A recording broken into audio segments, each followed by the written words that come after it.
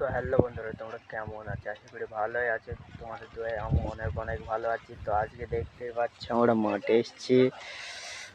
আর এই দেখো এইদিকে ছেলেপেলে আছে। আর এই দেখো মাঠের ধান ক্ষেত, ওইদিকে আছে আই মাই আছে, এগুলো গাছতলা। আর এই দেখো কলার তলায় থেকে আমি ভিডিও করছি, দেখতে পাচ্ছ। আর যা হাওয়া দিয়েছি পুরো আসাম আসাম পুরো ফাটা।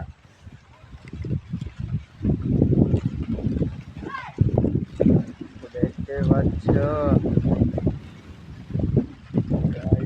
যা হাওয়া লাগছে পুরো আসাম।